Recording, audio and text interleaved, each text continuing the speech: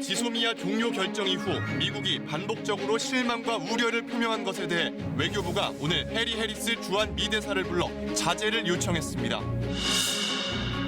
일본이 오늘 우리나라를 백색 국가에서 제외하는 조치를 강행했습니다. 정부는 즉각 철회를 촉구하면서 특히 아베 총리를 직접 거론하며 강한 유감을 표명했습니다. 아베 총리는 우리를 적대 국가 같이 취급하고 있습니다. 정부가 기술 자립을 위해 반도체 등 핵심 품목 연구 개발에 3년간 5조 원을 집중적으로 투입합니다. 복잡한 인허가 과정 때문에 기술이 사장되는 경우도 있어 제도 개선이 시급하다는 지적도 나옵니다. 조국 법무장관 후보자와 관련해 대규모 압수수색을 벌인 검찰이 일부 가족에 대해 출국 금지 조치를 내린 것으로 알려졌습니다. 조 후보자는 당황스럽다면서도 수사에 성실히 임하겠다고 밝혔습니다. 공인회계사 2차 시험의 일부 문제가 한 대학의 모의고사 문제와 유사하다는 의혹과 관련해 금감원이 부정 출제 정황을 확인하고 해당 출제위원을 수사 의뢰한다고 밝혔습니다.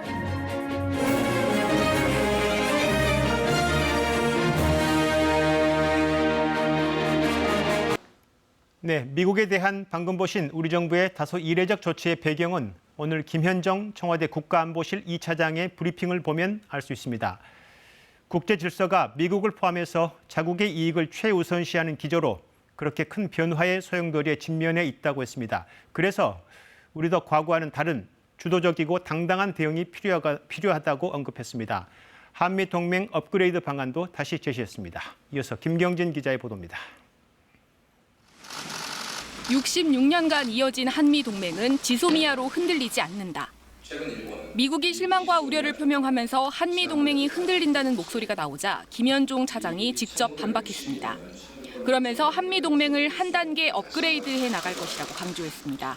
핵심은 우리의 전략적 가치를 높이는 것이고 이를 위한 방안으로 국방력 강화를 제시했습니다. 구체적으로는 군 정찰 위성과 경항모, 차세대 잠수함을 언급했습니다. 지난 12일 정찰용 인공위성의 필요성을 언급한 데 이어 23일엔 경항모를 건조하고 있다는 사실을 공개했고 이번엔 차세대 잠수함까지 꺼내 군이 증강할 전력에 관심을 키웠습니다. 안보도 우리 스스로 지켜낼 수 없다면 언제든지 위험에 노출될 수밖에 없습니다. 이러한 전략적 판단의 배경으로는 국제 정세를 들었습니다. 지금 국제 질서는 큰 변화의 소용돌이에 직면했다면서 다자주의가 퇴보하고 각국이 자국 이익을 우선시하고 있다고 지적했습니다. 이런 상황에서 당당하고 주도적으로 안보 역량을 강화해 나가겠다고 강조했습니다. 우리의 지정학적인 가치와 안보 역량을 과대평가할 필요는 없지만 과소평가할 필요도 없습니다. 미국과 일본에 대한 강한 메시지입니다.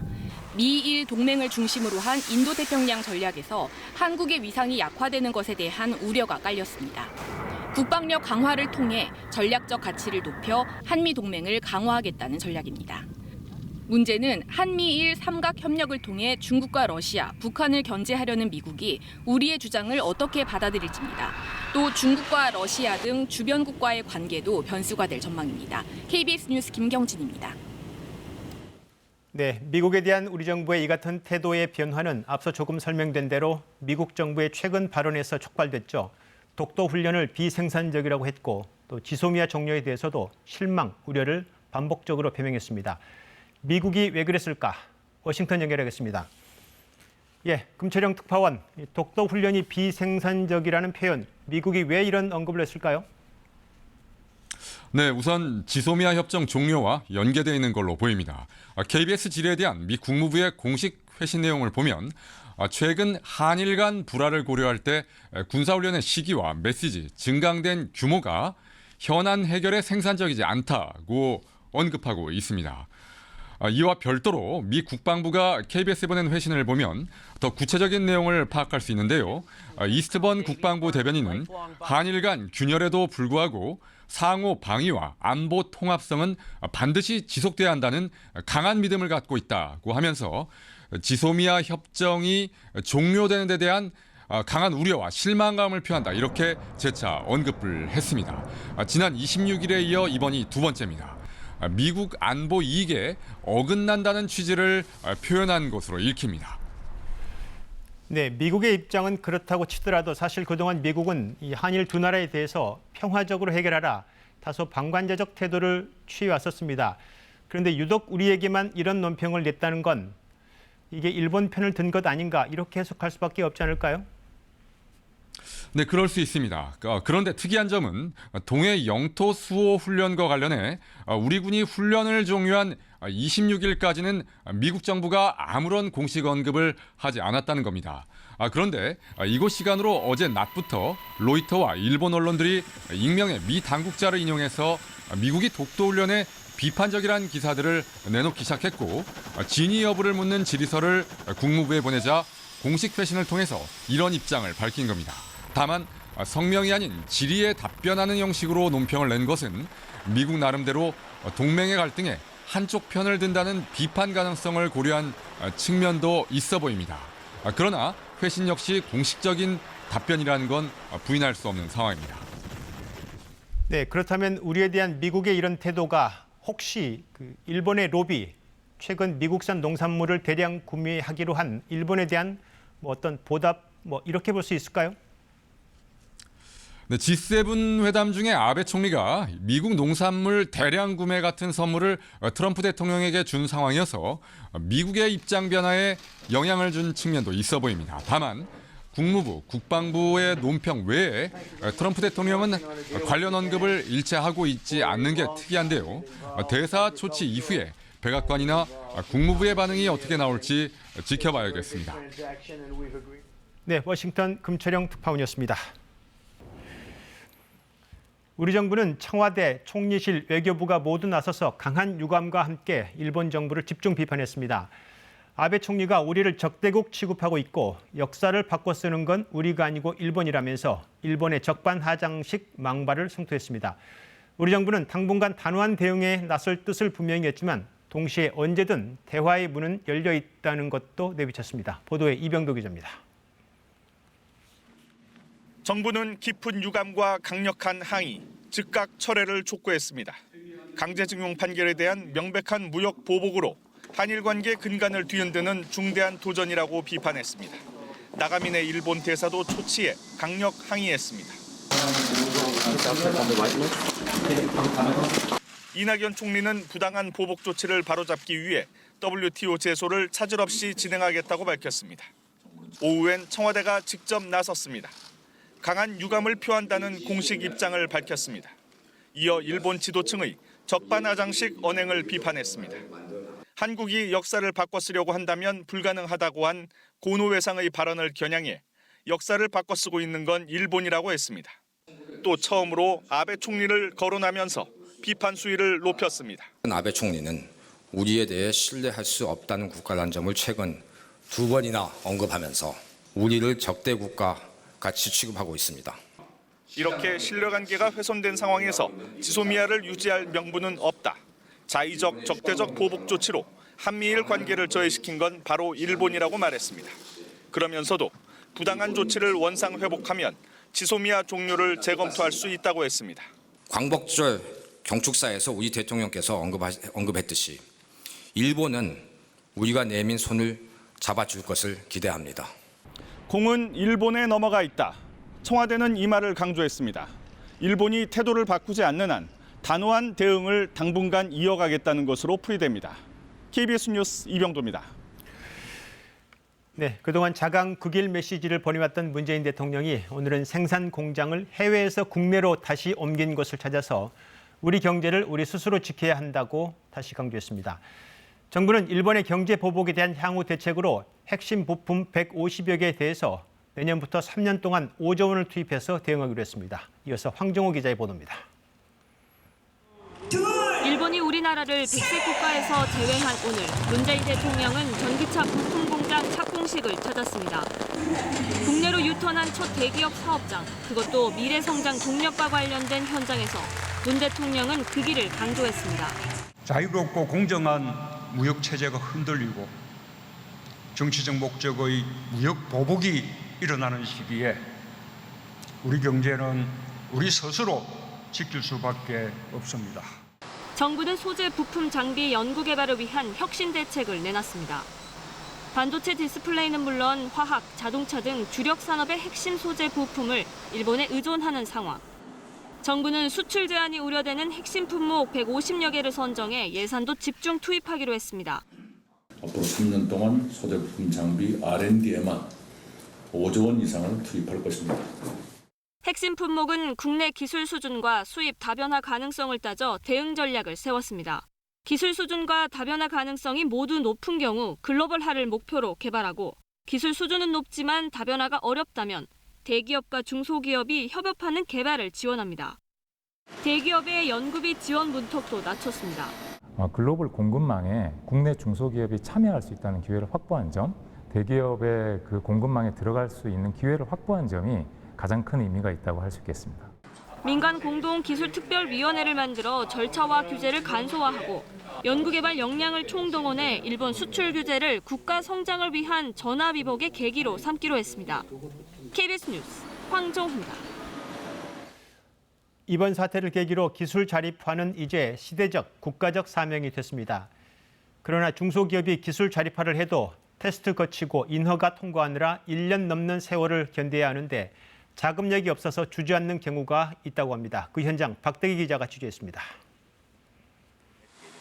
진공 상태에서 탄소가스와 천도의 열을 가하면 금속 표면이 까맣게 변합니다. X선을 내뿜는 핵심 부품이 만들어지는 과정입니다. 병원과 산업 현장에 널리 쓰는 엑스레이 장비는 국내에서 매년 2조 원치를 생산하지만 핵심 부품의 90%는 일본산. 그런데 이 업체는 10년 연구 끝에 X선 장비 핵심 부품을 국산 기술로 개발했습니다. 하지만 실제 납품까지는 오랜 시일이 더 필요합니다. 현장 테스트에 최소 6개월, 당국의 인허가를 받는데도 1년 반이 걸리기 때문입니다. 인허가라는 게 이제 단계를 밟아가야 되기 때문에 이전 단계의 것이 완료가 되고 그 다음 단계로 진행이 되고 이런 순서로 진행이 되다 보니까 상당 부분 시간이 좀 많이 소요가 되는. 기업들이 인허가 과정에서 받아야 하는 각종 국가표준 인증은 13년 사이 60%가 늘었습니다. 2006년과 2015년 사이 중소기업이 받은 인증 수도 평균 3배가 넘게 증가했고 덩달아 인증 비용도 2.3배나 늘어났습니다. 소재나 부품, 장비를 개발하고도 인허가와 테스트 과정이 길어져 자금난에 시달리는 업체도 많습니다. 절차를 간소화하고 한번 인증을 받으면 여러 기관들에서 그 인증 결과를 같이 공유하면서 인정해주는 그 시스템이 꼭 필요하다고 생각이 됩니다. 소재와 부품의 국산화는 개발로 끝나는 게 아닙니다. 인증과 테스트 등 이후 단계를 넘지 못해 사장될 수 있는 만큼 실제 산업 현장에 쓰일 수 있도록 제도 개선이 필요합니다. KBS 뉴스 박대기입니다. 네, 이번에는 조국 법무장관 후보자 관련 소식입니다. 검찰이 오늘부터 본격적인 압수물 분석에 들어갔고 일부 관련자에 대해선 출국 금지 조치도 했습니다. 조 후보자는 오늘도 입장을 냈습니다. 검찰의 이번 압수수색이 당황스럽지만 수사에 성실히 임하겠다고 밝혔습니다. 취재기자 연결해서 수사 상황 알아보겠습니다. 네, 정세배 기자, 어제 압수수색에 이어서 오늘 새로운 소식은 조 후보자 가족들에 대한 출국 금지 조치인 것 같습니다. 이건 어떻게 해석을 해야 될까요? 네, 검찰은 이 조 후보자의 일부 가족과 친인척에 대해 일단 출국 금지 조치를 내린 것으로 전해졌습니다. 구체적으로 조 후보자 일가의 사모펀드 투자 의혹과 관련해서는 후보자의 처남이, 그리고 운동학원과 관련해서는 후보자의 동생이 출국 금지된 것으로 알려졌는데요. 검찰이 일단 이들에 대해서는 수사 필요성을 확인했다, 이렇게 볼 수 있을 것 같습니다. 하지만 이미 출국해버린 관계자들도 있는데요. 이 조 후보자 일가가 모두 10억 원이 넘는 돈을 투자한 이 사모펀드 운용사 대표, 그리고 실질 대표라는 의혹을 받는 후보자의 오촌 조카 조모 씨 등입니다. 이 검찰 수사에 대해서 조 후보자는 다시 한번 성실히 임하겠다는 뜻을 밝혔습니다. 직접 한번 들어보겠습니다. 인사청문회를 앞두고 검찰 수사가 개시되어서 좀 당황스럽습니다. 그렇지만 저희 가족들은 검찰 수사에 성실히 응할 것입니다. 네, 조국 후보자 청문회는 당장 다음 주 월화가 잡혀 있고 검찰 수사는 수사대로 가고 있고 이제 앞으로 수사는 얼마나 걸릴지 어떻게 진행될까요? 네, 수사팀 관계자는 일단 압수수색은 어제로 사실상 마무리됐다, 이렇게 밝혔습니다. 일부 포렌식 작업 등이 남아있을 수는 있는데 시간이 오래 걸리는 것은 아니고요. 이 때문에 수사를 맡은 서울중앙지검 특수 2부는 오늘부터 사실상 본격적인 압수물 분석에 들어갔습니다. 모두 20곳이 넘는 장소에서 동시다발적으로 압수수색을 벌였습니다. 그런 만큼 압수물의 분량도 상당한데요. 이 가운데 사모펀드 투자 의혹과 관련한 계좌 추적 등도 동시에 속도를 낼 것으로 보입니다. 어느 정도 압수물 분석이 끝나면 이 조 후보자 딸의 입시 또는 장학금을 둘러싼 의혹과 관련해 관련자들의 소환이 있을 수 있는데요. 이 조 후보자 가족에 대한 조사는 가장 마지막에 이루어질 것으로 점쳐집니다. 네, 잘 들었습니다. 정세배 기자였습니다. 네, 이번에는 지금의 검찰 수사는 어쩌면 갓 취임한 윤석열 검찰총장의 자리가 걸린 민감하면서도 폭발성이 강한 수사로 보여집니다. 검찰이 집중 수사할 부분은 아무래도 사모펀드 그리고 부산대 의전원의 장학금이 될 것으로 보입니다. 한우리 기자의 보도입니다. 압수수색 대상 장소만 20곳이 넘었지만 조국 후보자가 주도적으로 관여하거나 위법을 저질렀다는 뚜렷한 증거는 아직 없는 상황. 더구나 특수부가 나선 이상 뇌물죄나 직권남용 등 공직 관련 혐의가 핵심인데 이 때문에 검찰은 조 후보자가 청와대 민정수석에 재직할 당시 사건들에 초점을 맞출 것으로 보입니다. 특히 민정수석은 그 권한과 취급 정보의 범위가 넓어 영향력이 잘못 사용된 경우 위법 가능성이 높아집니다. 수사 대상 사건 중 민정수석 재직 때 벌어진 일은 사모펀드 투자와 딸의 부산대 의전원 장학금 수령입니다. 검찰은 먼저 조 후보자가 10억 5천만 원을 투자한 사모펀드를 오촌 조카가 실질적으로 운용했는지 살펴보고 있습니다. 또 사모펀드에 투자를 받은 업체가 민정수석 재직 기간에 광급 공사들을 수주하게 된 배경도 검찰은 확인 중입니다. 사모펀드 운용사와 투자받은 회사를 모두 압수수색했고 관련자들 계좌도 추적하고 있습니다. 조 후보자의 딸이 부산대 의전원에서 노환중 교수로부터 받은 장학금은 뇌물 혐의로 고발된 상태입니다. 법조계에서는 독립하지 않은 자녀의 학비를 경감시켜준 장학금은 부모에게 직접 준 것과 마찬가지여서 뇌물죄를 검토할 수도 있다는 해석이 나옵니다. 장학금의 대가성을 살펴본다는 차원에서 검찰은 부산시청을 압수수색해 노 교수의 부산의료원장 취임 관련 문건을 확보했습니다. 이 밖에 검찰이 아직 알려지지 않은 또 다른 혐의를 포착한 것이 아니냐는 관측도 나옵니다. KBS 뉴스 한울입니다. 그리고 검찰 수사를 바라보는 여당의 태도가 하루 새 확 달라졌습니다. 어젠 유감으로 그쳤지만 오늘은 강도 높은 표현으로 격앙됐습니다. 지금의 검찰 수사는 후보자에게 사퇴 압력을 넣고 있는 것이다. 검찰의 적폐가 다시 나타났다고 했습니다. 청문회를 앞두고 대통령의 인사권을 침해하는 행위라는 표현도 나왔습니다. 최형원 기자의 보도입니다. 대통령 주치의 선정에 조국 후보자 딸 지도교수가 개입했다. 조 후보자 가족들에 대해 검찰이 출국금지 조치를 했다. 민주당이 이 두 건의 보도에 결국 폭발했습니다. 지금까지 보도는 언론의 과장 보도 가짜뉴스였지만 이제는 다르다면서 이해찬 대표가 직접 나섰습니다. 가장 나쁜 검찰의 적폐가 다시 나타나기 시작하는 거라고 볼 수 있는데 과거 노무현 전 대통령 수사 당시 서초동발 뉴스까지 거론하며 검찰을 공격했습니다. 노무현 대통령 때는 있지도 않은 논두렁 시계를 가지고 얼마나 모욕을 주고 결국은 서거하시게끔 만들었습니까? 어제 압수수색에 대해선 거대한 작전을 진행했다고 해도 과언이 아니다라며 뭔가 다른 뜻이 있는 것 아니냐고 했습니다. 후보가 스스로 사퇴하기를 바라는 압력이라고 생각이 듭니다. 검찰개혁을 저지하기 위한 것 아니냐는 건데 오후엔 예정에 없던 최고위원 간담회까지 소집했습니다. 간담회에선 검찰이 대대적인 수사로 청문회에 영향을 미치려 하고 있다. 나아가 대통령의 인사권을 침해하는 행위라는 말까지 나왔습니다. 그러면서 피의사실 공표에 대해선 검찰의 책임자 처벌과 재발 방지를 요구하기로 했습니다. 만약 재발한다면 지금 이 수사를 책임지고 있는 특수 2부장, 서울중앙지검의 특수 2부장과 서울중앙지검장이 이에 대한 책임을 져야 할 것입니다. 여당이 이렇게 검찰 견제에 나선 것은 조 후보자를 둘러싼 의혹이 걷잡을 수 없이 확산하는 것을 우려했기 때문으로 보입니다. 또 위기감을 고조시켜 조 후보자 진퇴를 두고 이완된 지지층을 결집시키려는 포석도 있는 것으로 풀이됩니다. KBS 뉴스 최영환입니다. 이렇게 민주당이 이례적으로 검찰 수사를 강력 비판하자 한국당은 사실상 수사 방해라면서 민주당을 비판했습니다. 한국당은 더 나아가서 수사를 받는 피의자를 상대로 청문회를 할 수 없다면서 청문회 보이콧 카드를 꺼내들고 있습니다. 이어서 박혜진 기자의 취재입니다. 수사안을 신용할 수 있다며 반신반의했던 한국당. 민주당의 검찰 견제가 이어지자 오늘은 수사 방해라고 했습니다. 민주당은 어제 있었던 검찰의 압수수색이 나라를 어지럽힌다며 사실상 수사 방해와 검찰 압박에 나서고 있습니다.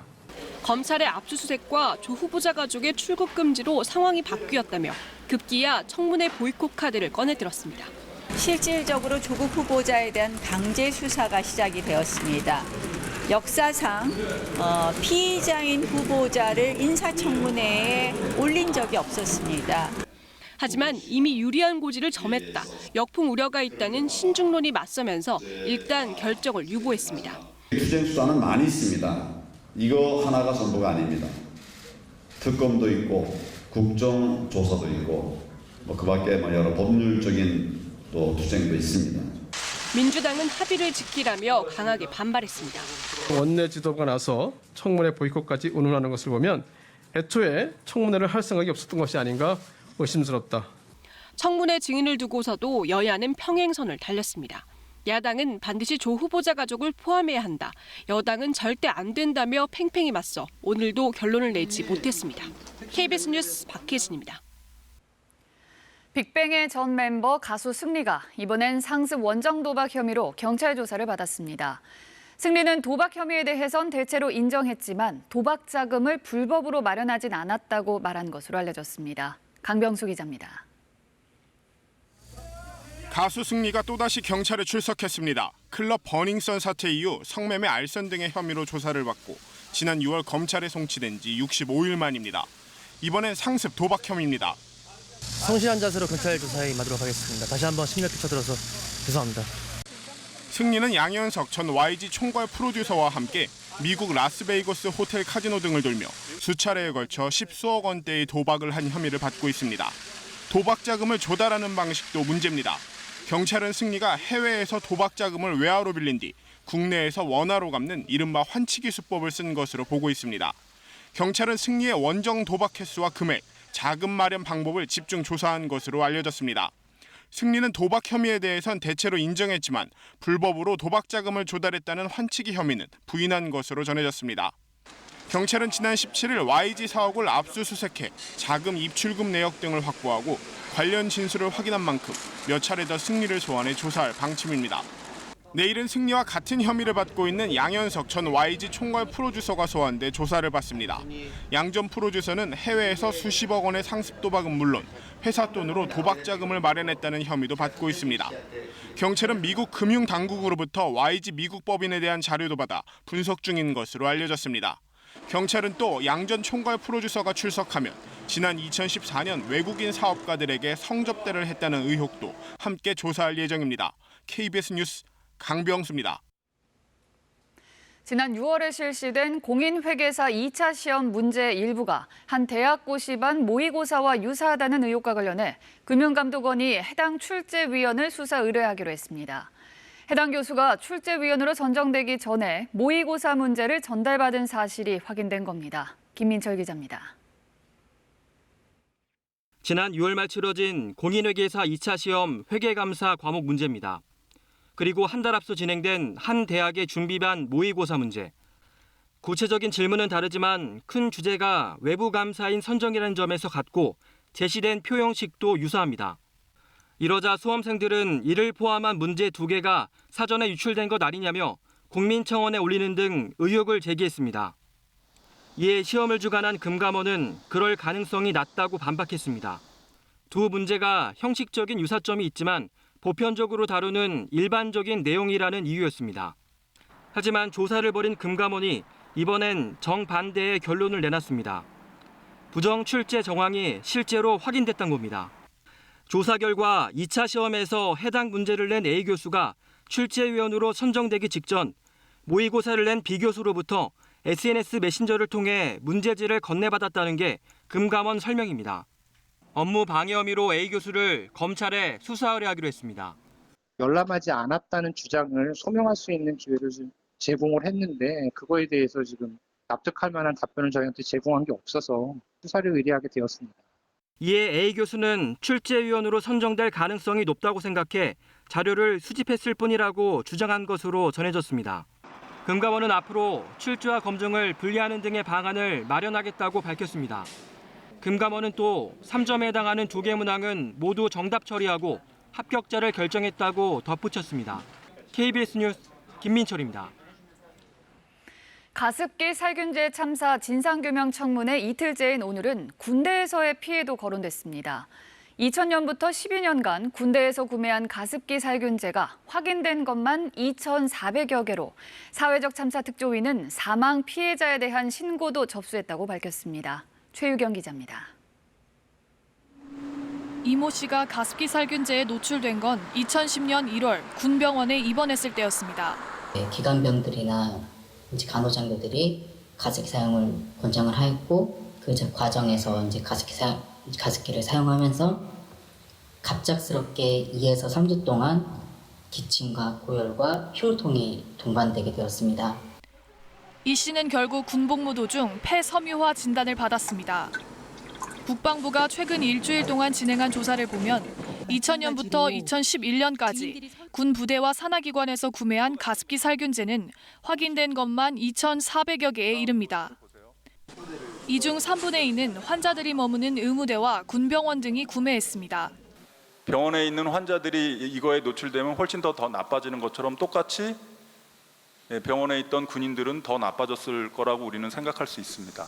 국방부는 아직 피해 사례까지 확인하지 못했다고 밝혔지만 특조위엔 이미 군대에서 가습기 살균제에 노출된 뒤 폐질환을 앓다가 사망했다는 사례를 포함해 모두 14건이 접수돼 있습니다. 가습기 살균제를 제조하고 판매한 옥시와 LG생활건강은 책임을 미루기 급급했습니다. 정부 기관이나 아니면 원료 물질 공급에 책임이 있는 SK케미칼 또 관련 제조업체들이 이때라도 진정성 있게 공동으로 배상을 위해서 노력을 했다라면 소비자의 실질적인 피해가 아직 인정된 단계는 아니고요. 또 옥시 본사 소속 외국인 대표들은 특조위의 요청에도 청문회장에 나오지 않았습니다. KBS 뉴스 최유경입니다. 국정농단 사건에 대한 대법원 전원 합의체 판단이 내일 내려집니다. 하급심에서 뇌물을 두고 판단이 엇갈려 박근혜 전 대통령과 이재용 삼성전자 부회장 둘 중 적어도 한쪽은 파기환송이 불가피할 것으로 보입니다. 이지은 기자입니다. 국정농단 상고심의 핵심 쟁점은 두 가지입니다. 먼저 삼성그룹의 경영권 승계라는 현안이 존재했는지 여부입니다. 박 전 대통령의 항소심 재판부는 이를 인정했습니다. 삼성이 묵시적 청탁과 함께 동계스포츠영재센터에 16억 원을 건넸다고 봤습니다. 반면 이 부회장의 항소심 재판부는 경영권 승계라는 현안도 부정한 청탁도 없었다고 판단했습니다. 두 번째 쟁점은 삼성이 정유라 씨에 제공한 말 3마리가 뇌물인지에 대한 것.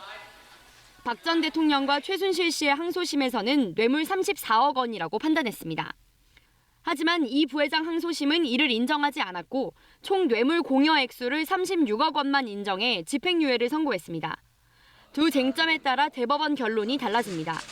먼저 박 전 대통령의 형을 확정하고 이 부회장을 파기환송하는 경우, 그리고 이 부회장의 형을 확정하고 박 전 대통령을 파기환송하는 경우, 마지막으로 둘 다 파기환송하는 경우입니다. 두 가지 쟁점 중 어느 하나만이라도 뇌물로 인정되면 이재용 부회장이 줬다는 뇌물 액수는 50억 원이 넘게 됩니다. 이 경우 5년 이상의 형을 선고하게 돼 있어 파기환송심에서 이 부회장에겐 실형이 선고될 가능성이 매우 높습니다. 뇌물 인정 여부와는 별개로 박 전 대통령의 원심이 법리상의 이유로 파기환송될 가능성도 있습니다. 현행 공직선거법은 특가법상 뇌물 혐의와 다른 혐의를 분리 선고하도록 규정하고 있는데 하급심이 이를 어기고 한꺼번에 선고했다는 겁니다. 대법원 전원합의체의 선고는 내일 오후 2시 생중계될 예정입니다. KBS 뉴스 이지윤입니다. 일부 의대 교수들이 연구 부정이 없었는지 정부의 검증을 받고 있습니다. 국가 지원을 받고 쓴 논문에 미성년 자녀를 저자로 올린 교수들입니다. 소속 대학교는 문제가 없다고 해명했지만 정부는 대학의 조사가 부실했다며 재조사를 지시했습니다. 홍진아 기자입니다. 정부가 정밀한 점검이 필요하다고 판단한 의대 교수는 모두 6명입니다. 서울대 1명, 연세대 2명, 성균관대 3명입니다. 모두 미성년인 자녀를 자기 논문에 공저자로 넣었습니다. 해당 논문은 모두 국가의 지원을 받아 작성됐고 2007년부터 2015년 사이 국제학술지에 등재됐습니다. 올해 초 교육부는 이 논문들의 미성년 자녀가 공저자로 오른 과정에 어떤 부정이 없는지 보건복지부에 검증을 요청했습니다. 복지부의 지시로 자체 조사를 한 세 대학 모두 문제가 없다고 소명했는데 복지부는 그 결과를 받아들이지 않았습니다. 객관적 자료가 미흡하다며 각 대학에 재조사를 요구했습니다. 본인이 연구부정 행위가 하지 않았다라고 하는 걸 증명하지 못한다면 그 자체로 연구부정 행위가 있다고 의심되거나 아니면 부적절한 연구 행위에 해당된다라고 볼 수밖에 없습니다. 복지부는 대학의 재조사도 부실하다고 판단되면 직접 조사에 나설 방침입니다. 철저한 검증을 거쳐 미성년 자녀를 부정하게 등재한 사실이 드러날 경우 연구비 환수와 국가연구개발사업 참여 제한 등 조처를 내릴 계획입니다. 복지부 외에 가기부 등도 연구비 지원 논문 가운데 교수가 미성년 자녀를 공저자로 올린 30여 편의 부정 여부를 조사 중입니다. KBS 뉴스 홍진아입니다. 일본이 후쿠시마 원전에 보관하던 고준위 방사성 오염수를 바다에 버리겠다는 방안을 최근 공론화했죠. 그 양이 무려 115만 톤이 넘습니다. KBS 특파원이 일본 원자력 규제 위원장을 직접 만나 오염수 처리 계획을 들었습니다. 도쿄 황현택 특파원입니다. 오늘 오후 열린 일본 원자력 규제위원회 기자회견. 후케다 위원장은 후쿠시마 원전에 보관 중인 오염수를 하루라도 빨리 바다로 흘려보내야 한다고 말했습니다. 十分な希釈を行った上での海洋放出であるというのが原子力規制委員会の見解で、これは現在も変わっていません。 오염수를 증발시키거나 시멘트에 섞어 지하 깊숙이 묻는 방안은 시간적, 기술적 한계가 있다는 이유를 들었습니다. 앞서 그린피스는 해양 방류가 이뤄지면 특히 한국이 위험에 처할 거라고 경고했습니다. 汚染された水が海を通じて韓国の方に流れてくるのではないかっていう心配があるのですけど、放流されるものの濃度はどのように確認されているかということに関しては十分な説明を加えていく必要があるだろうというふうに思っています。 녹아내린 원자로 노심을 통과한 액체 폐기물에 한국인들이 강한 심리적 저항감을 갖는 건 이해한다. 다만 과학적으로 안전성이 입증되면 될 일이라고도 했습니다. 앞서 일본 언론은 후케다 위원장이 도쿄 전력의 해양 방류를 요구했다고 전했고, 이에 일본 정부는 공식 입장이 정해지지 않았다고 우리 외교부에 밝혀오기도 했습니다. 일본은 다음 달 4일 주일 외교관들을 대상으로 오염수 처리와 관련한 설명회를 엽니다. 해양 방류 등을 놓고 국제 여론의 동향을 살피려는 의도로 풀이됩니다. 일본의 처리 방안 결정 과정과 안전성 확보 여부에 대해 국제사회가 면밀히 주시해야 할 상황입니다. 도쿄에서 KBS 뉴스 황현택입니다. 홍콩판 탱크맨이라 불린 한 시민의 모습입니다.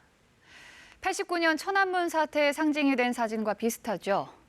홍콩 당국이 긴급법을 검토하고 있다는 보도에 사실상 계엄령이라는 반발이 나오고 있습니다. 홍콩에서 홍서구 기자입니다.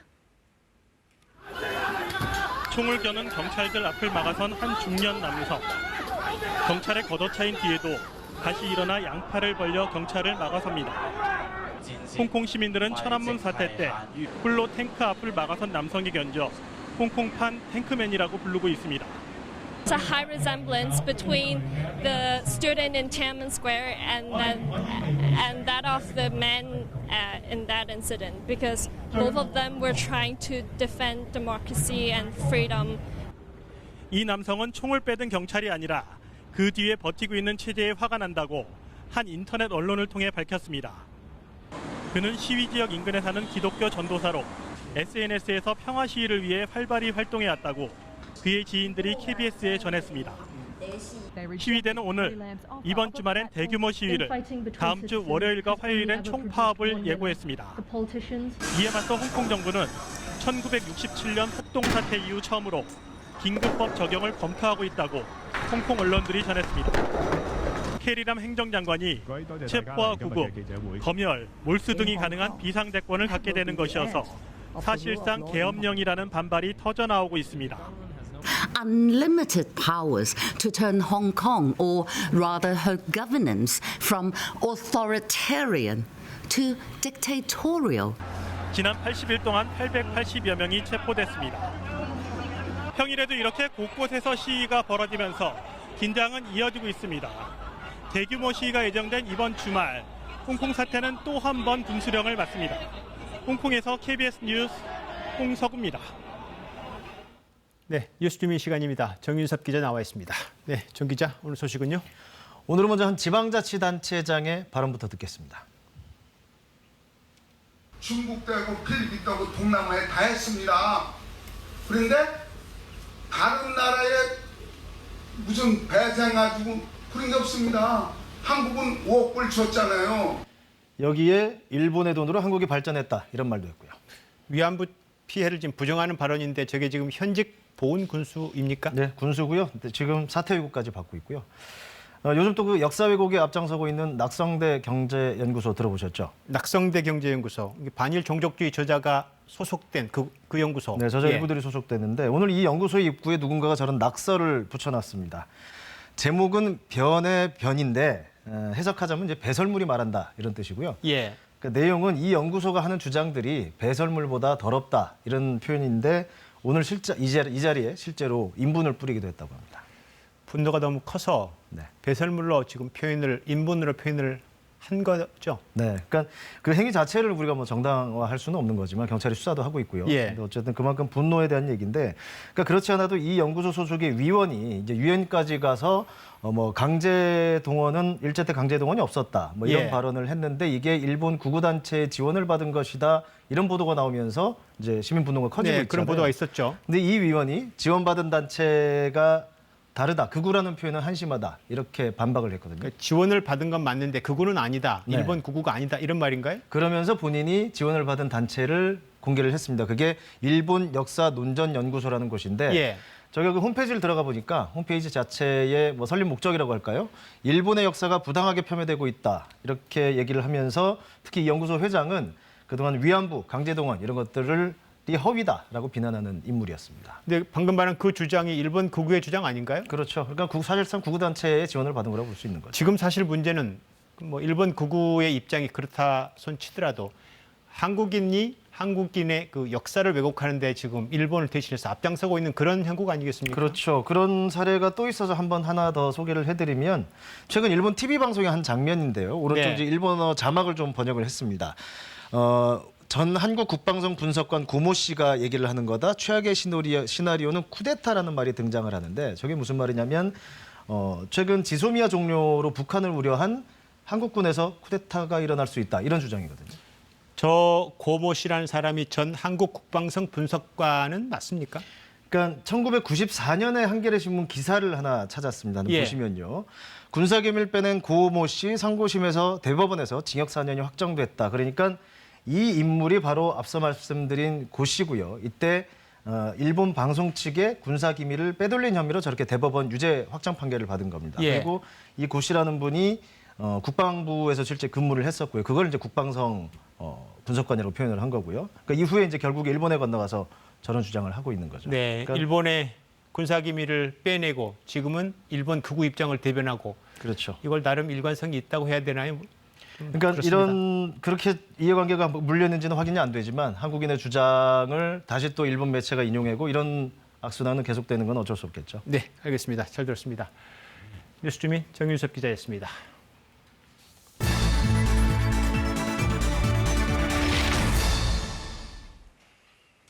아마존 열대우림에 번진 대화재가 한 달 가까이 지속되고 있습니다. 브라질 정부가 군 병력까지 투입해서 진화에 나서고 있지만 어려움이 큰데요. 국제사회가 지원에 나서기로 했지만 한시가 급한 상황에 애먼 논쟁까지 벌어지고 있습니다. 브라질에서 이재환 특파원입니다. 산 능선을 따라 불길이 잇따라 솟구칩니다. 아마존 남쪽 국립공원 인근에서 일어난 산불이 밤새 확산되고 있는 겁니다. No terreno acidentado, vegetação extremamente seca, ventos fortes.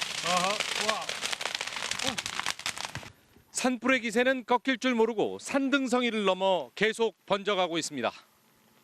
불길은 산 아래 민가를 위협했습니다. 주민들은 뜬 눈으로 밤을 지새입니다. ano passado não, só o retrasado. O ano passado veio uma chuva e apagou, ajudou o nosso pagar. 한 달 가까이 지속된 아마존 열대우림 산불은 서울시 면적의 15배 규모로 번지면서 확산되고 있습니다. 브라질 군 병력이 투입됐지만 최근 이틀 사이에만 1,600여 건의 화재가 또 일어났습니다. 브라질 정부의 아마존 개발 규제 완화에 대한 기대감 속에 공지를 만들기 위한 방화가 늘었다는 분석이 나옵니다. 또 아마존 보호단체에 대한 지원금 삭감과 연관돼 있다는 주장도 제기됩니다. Fogo em protesto ao governo, querendo dinheiro, ONG querendo dinheiro. O fogo desse ano foi protesto mais de ONG.